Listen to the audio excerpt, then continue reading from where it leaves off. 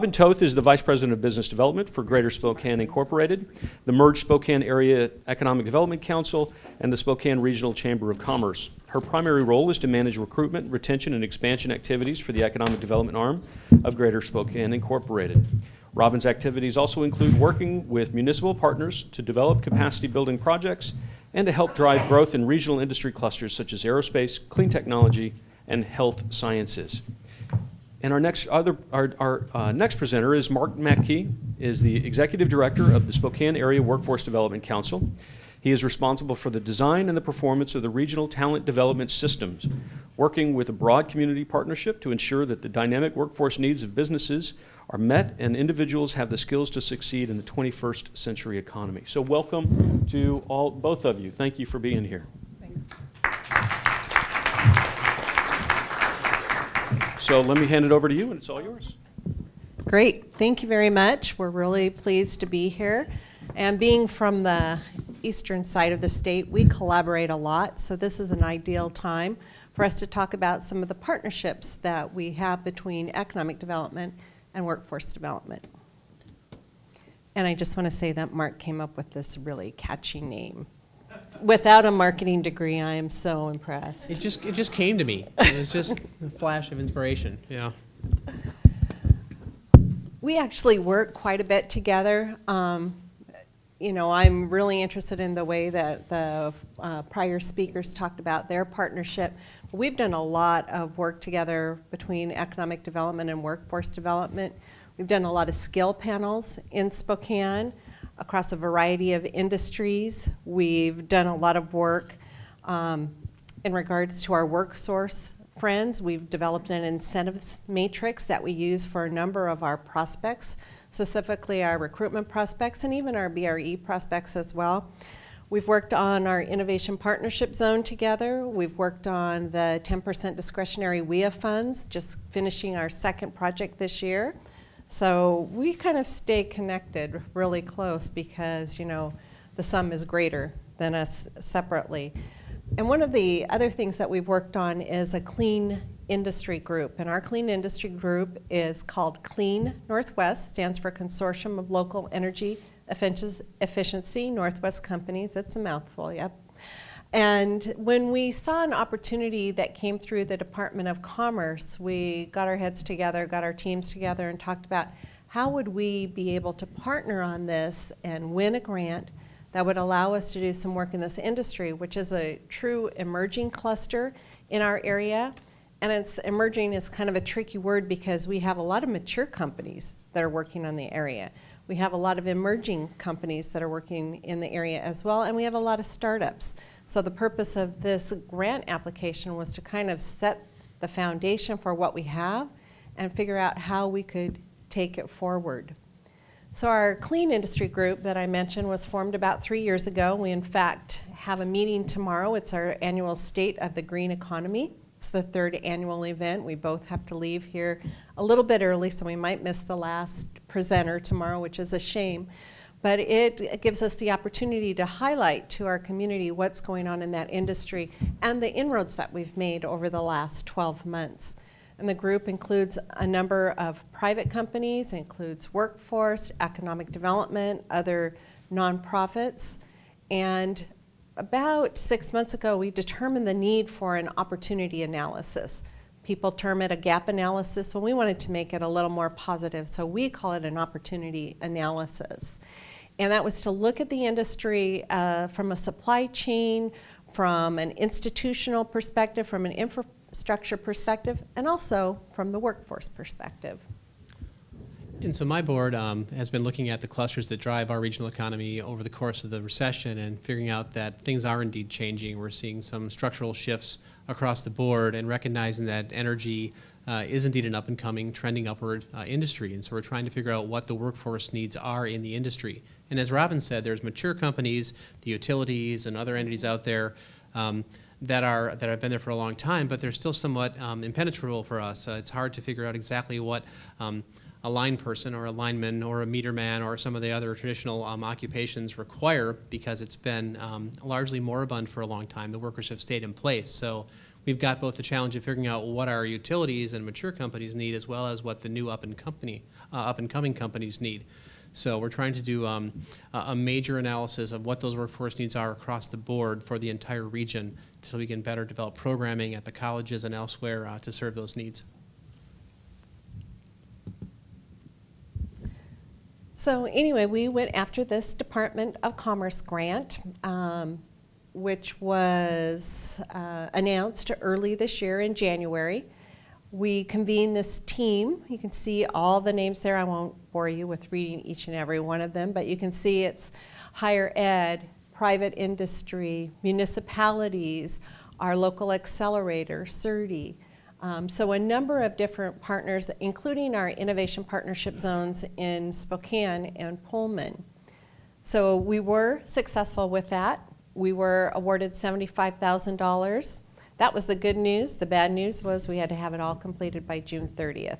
So we are right now in the middle of our clean industry opportunity analysis, and we'll talk a little bit more about the other phases, but I'm going to let Mark talk about some other work that the Workforce Development Council has done as well. Right, and luckily the cluster grant through the Department of Commerce ends on June 30th, but we actually received a $250,000 grant from the U.S. Department of Labor with the help of our senatorial delegation. This is the last of the appropriations requests that have been so famous over the years. And so this allows us to study all 10 counties. So myself, I have Spokane County in my workforce area, and then Tom O'Brien, the director of the Eastern Washington Partnership Workforce Development Council, has the 9 counties around us. So really it's a regional grant, and it's going to allow us over the course of 18 months to do a very expanded survey of the companies in our area across the region and what those workforce needs are. So Robin's Cluster Grant is the first phase of this, starting out in Spokane, in the general Spokane area, and we're going to blow that up and keep on moving outwards in concentric circles and develop a full-on regional analysis. So it comes at a very good time, and leveraging these two things together give us, I think, a great opportunity to learn more about this industry and develop some programs for it. So we had 3 phases, and we'll talk about them in a little bit of detail. The first one was the skills panel, and that's convening the business and higher ed and workforce development, economic development. The opportunity analysis, which I referenced before, and then a new component which we call the research and development infrastructure. So the skill panel is made up of a variety of different entities in our area. Typical skill panel, most of us have run these in the past. You've got representatives from industry, we've got higher education, we've got the K-12 system, as well as the 2 years, and other workforce partners in the EDC. And we're trying to figure out from those business reps that are represent at the table what the needs are out there, what they currently see, what the future holds for them.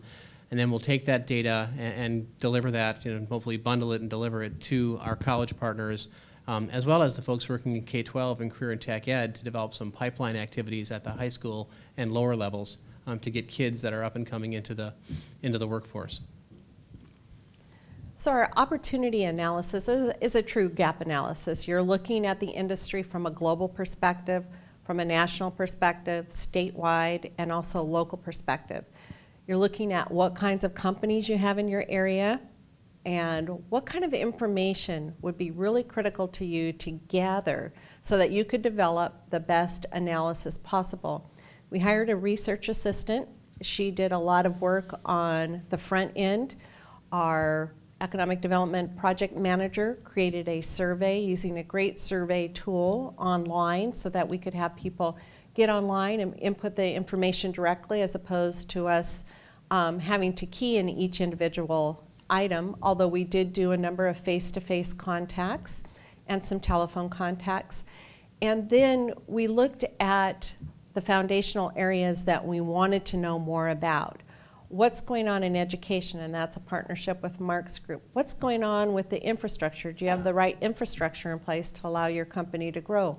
Do you have the right financing tools? For some of these entrepreneurial and startup companies, are they being able to grow based on availability of funds? Research and development is a big key. If you're not having research and development, and if Eagles were here, he would agree with me, at your universities and being able to transfer that and commercialize it, we're not growing our own in the most effective manner. And do you have the right type of leadership potential in your community to help these companies? And so right now, like I said, this is due the end of the month. We're in the process of editing and completing it. And again, it's going to highlight a lot of the information in Eastern Washington. The last component of it is something new, and this plays hand in hand with the research and development component. Our Pullman IPZ partner has done a lot of work with university representatives. He's actually an example, a great example of somebody taking technology out of a university and spinning it into a successful company. He started Spraycool, which was located in Pullman and in Spokane, recently was sold to Parker Aerospace. So it's a great example of a company that spun out technology, hired a lot of people in our community, and had an exit strategy developed. So he's conducting a lot of meetings with industry, with both business and with the universities, to look at what the research competencies and the gaps are there. He organized an Invention to Venture seminar, which brought in entrepreneurs so they could sit through a whole day long of workshops and discussions with a lot of professionals in the entrepreneurial sector, and help them to determine whether they were ready to spin out or not. He also assisted in identification of some of those university projects that many of our universities are working on. And then now we're developing an opportunity matrix, which we'll submit, and we'll use it as a platform for growing the industry in the future.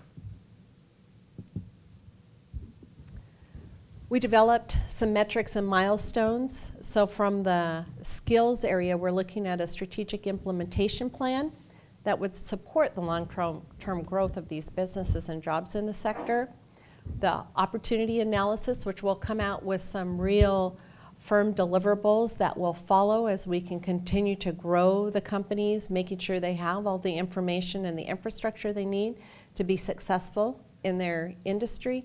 And then again, the opportunity matrix at the R&D level that talks about the connections between what's going on at the universities and what can happen in the business world.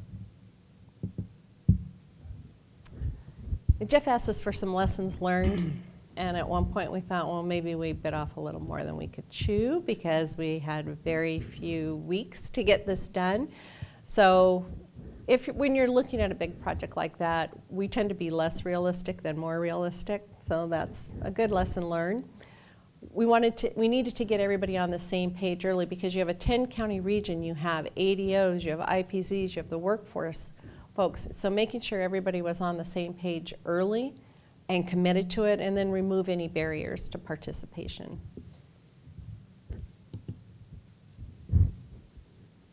This was one of the first clean energy industry projects as far as a skill panel, gap analysis, and opportunity matrix that we know of. Like, as I spoke before, that had all these multiple partnerships across our region. There are a variety of funding streams that are going to help to sustain this long term. Mark's talked about some of that he's doing. And the state, when we entered into consideration for the contract, asked us if this was something that we thought we could replicate across the state. And so we've been trying to think about that as we've been moving forward with this project. And I'll just add that sustainability piece is, oftentimes we get these grant-funded opportunities, we carry out the work, the grant money goes away, the project goes away, and so it's just critical to try and leverage every possible resource. The prior panel mentioned working together, more effectively, is to try and keep these going over the long haul. And we have tried this in the past and fallen flat in some arenas. In this one, I think we have a lot more legs under it for the long term with what we currently have underway. We've actually been successful at the WDC in securing a variety of grants related to clean tech over the course of the last year, some Recovery Act funds and other sources. So we've got about $2.1 million devoted to this right now in Spokane around clean tech, which is a good investment to start this out of the gate. And we're excited by that. And hopefully what that will do is lead to curriculum development and program design at the colleges, to some outreach activities occurring across all 10 counties in the schools and such, and materials they can use for the long haul. So we want to have a kind of an exit strategy for this that just keeps on going and it doesn't just end when the money runs out.